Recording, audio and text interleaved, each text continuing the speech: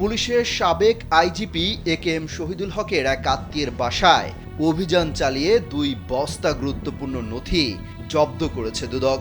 এসব নথির সঙ্গে একটি ডায়েরিও পাওয়া গেছে। সেই ডায়েরির পাতায় পাতায় লেখা দেশের বিভিন্ন তফসিলি ব্যাংকে থাকা কোটি কোটি টাকার এফডিআরের বিবরণ, আছে ফ্ল্যাট ও ধার দেনার ফিরিস্তিও। শহীদুল হকের বিরুদ্ধে অসাধু উপায়ে বিপুল পরিমাণ অবৈধ সম্পদ অর্জনের একটি অভিযোগের অনুসন্ধান চলছে দুদকে। এরই মধ্যে দুদক গোয়েন্দা তথ্য পায় শহীদুল হক তার অবৈধ সম্পদ অর্জনের তথ্য সংবলিত নথিপত্র তার একজন নিকটাত্মীয়ের কাছে 2 বস্তায় ভরে পাঠিয়েছেন। স্যান্ডেলিনা সো, রূপচর্চায় আভিজাত্য। গোয়েন্দা তথ্যে আরো জানা যায়, নথিপত্রগুলো গোপন রাখার জন্য তার সেই আত্মীয় অন্য এক আত্মীয়ের বাসায় পাঠান।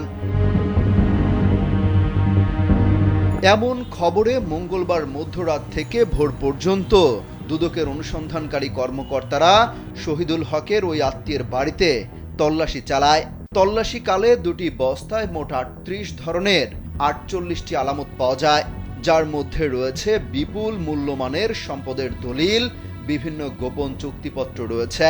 জব্দ করা আলামতের মধ্যে একটি বিশেষ ডায়েরিও পাওয়া যায়।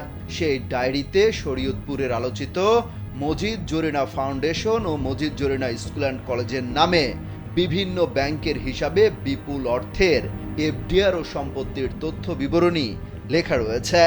এই 2টি প্রতিষ্ঠানের প্রতিষ্ঠাতা সাবেক আইজিপি শহীদুল হক। অর্থ সম্পদের বিবরণী ছাড়াও কোন তারিখে কত টাকা কাকে দেয়া হয়েছে সেই তথ্য লেখা আছে ডায়েরিতে। এই ডায়েরির পাতায় পাতায় কোটি কোটি টাকার হিসাব লেখা। কাউকে বাড়ি নির্মাণের জন্য আবার এফডিআর বাবদ আবার ব্যাংকের মাধ্যমে জমা দেওয়া হয় এসব টাকা। এসব এফডিআর এর হিসাব নম্বর ও তারিখ সহ বিস্তারিত তথ্য কালবেলার হাতে রয়েছে। অমিত হাসান রবিন, কালবেলা।